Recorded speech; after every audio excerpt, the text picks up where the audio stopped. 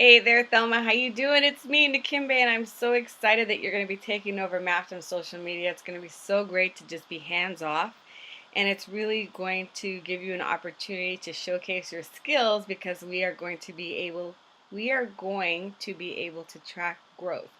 So just so you know what's happening in the next 12 months or so, Maptum is going to be expanding. So we wanted to make sure that we have a very good social media presence and a very good online presence, a very good video presence, so that when people are checking us out, it looks like we have this long history, this long success of established work and success and case studies, etc. So when we're ready to sell, we want to make sure that we already have a good following. So now we have about 450 people maybe. So we want to grow that because you know that only maybe 10% of all your followers even see the things that you post, and so it's almost hit or miss, right? Because your buyers might be the 90% that aren't seeing your posts. So we have to have a posting strategy in which everybody sees everything all the time, and there's another video in addition to this that I'm going to show you. But for now, we're just going to concentrate on content as opposed to tactics. Well, I'll tell you a quick tactic. So one of the things that we do is we change the social media cover, the business cover. We change that every other week, and the reason is because everybody who follows you will see that. So it's a great opportunity to promote something important, the services and products that you offer, testimonials and case studies, make an offer or have a sale, use videos. So that's just with the social media cover right there, which is one of the strategies and one of the things that we sell in Maptum. Okay, so I already made a video about this, but I'm going to make another video about this just to quickly go over the different content pieces that you can have in Maptum. In any social media strategy. One of the things that we do is we might do 3 months or 4 months of posting in advance, and if push comes to shove and you just need to recycle it, it's fine, because it might be a whole different group of people seeing it, and plus they're not going to remember a post that you did like 4 months ago, right? So you don't necessarily have to plan out an entire year, just depending on the nature of your business. But for Maptum, you'll see. Anyway, so I'm going to go over these different things, and then you're going to get an Excel sheet, and you're going to, have all the days in the month, and it's going to have curating content, testimonial, engagement strategy, offer. So it's not it's not the content itself, but what the content is supposed to be, because then from there we can figure it out.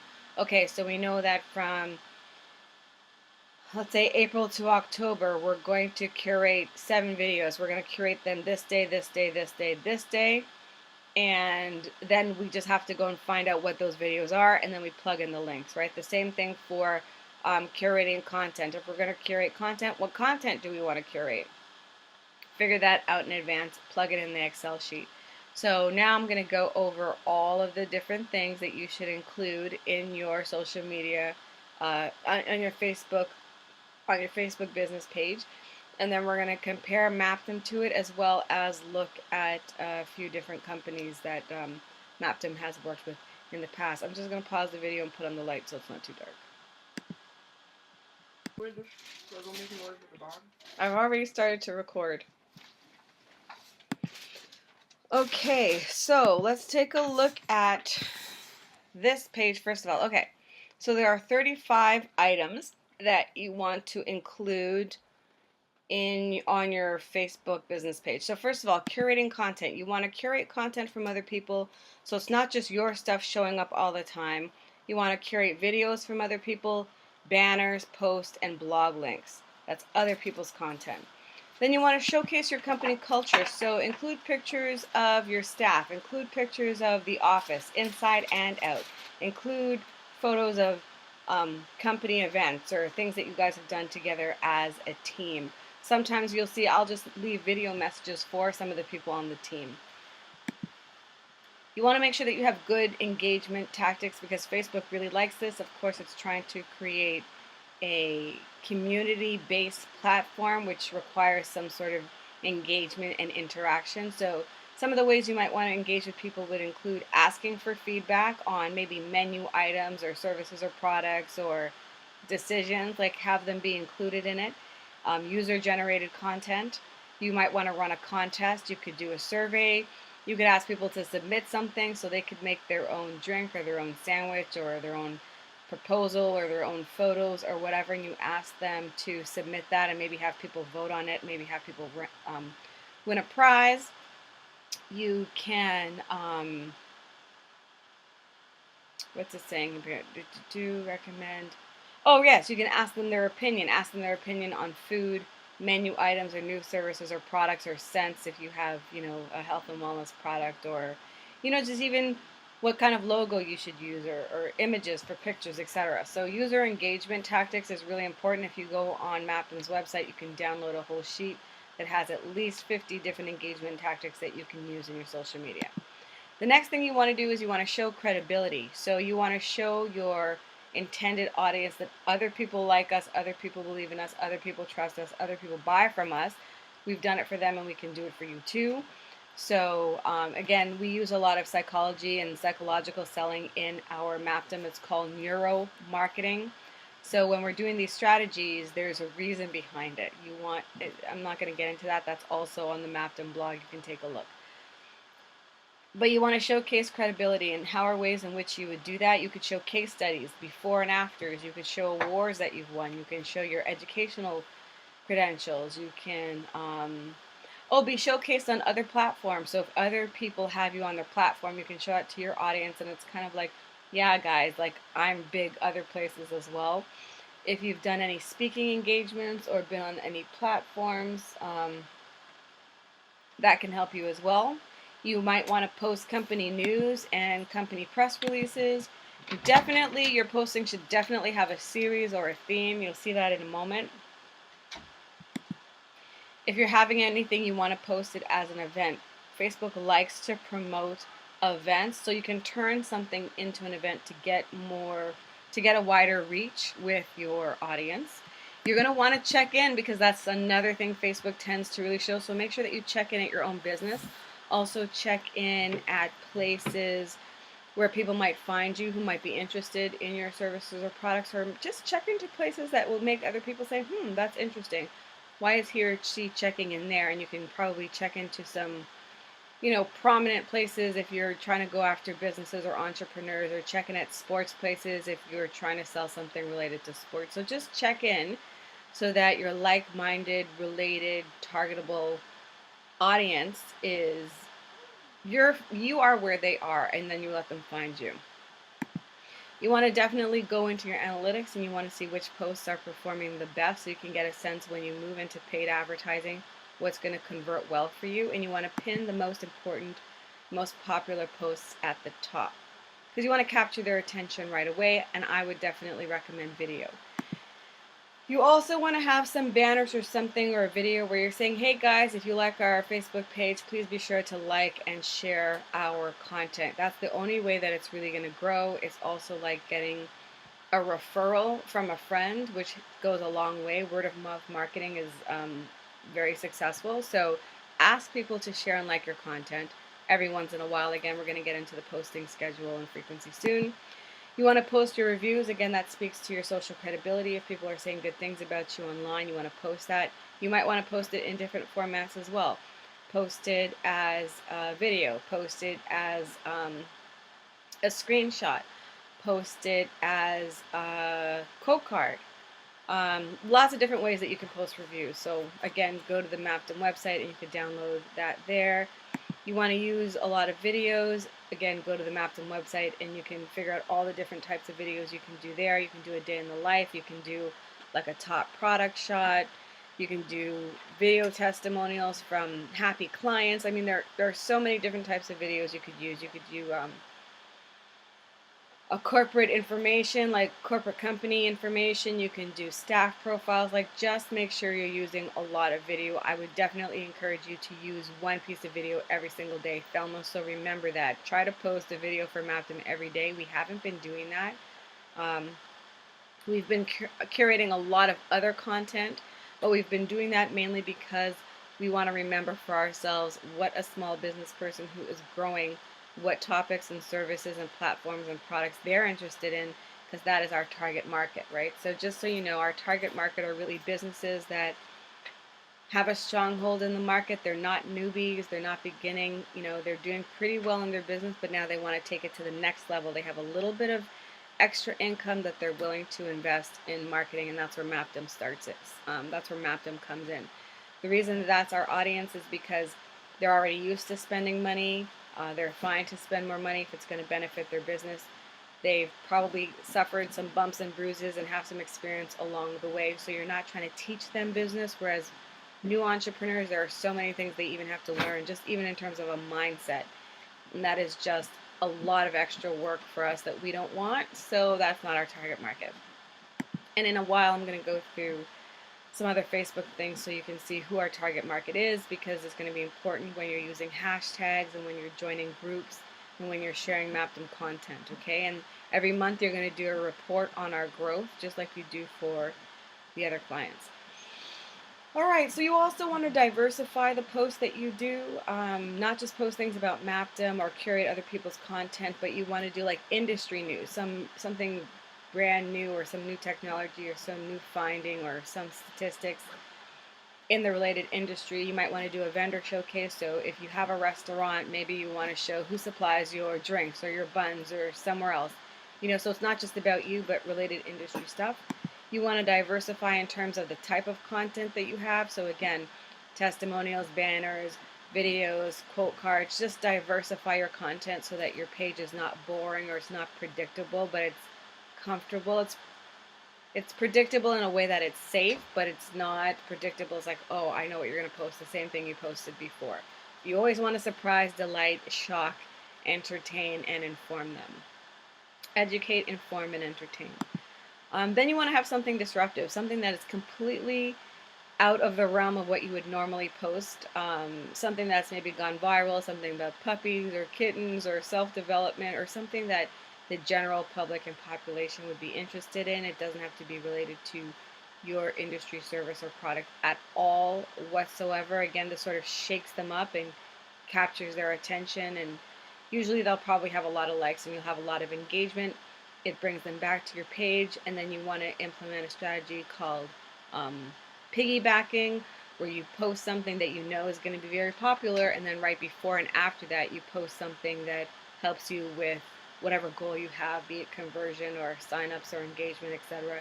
Because people will be on your page. They will be looking at this very popular content piece, this disruptive piece, and they'll also be curious, and they'll scroll up a little bit and they'll scroll down a little bit. So you want to be strategic with what posts you put around disruptive posts.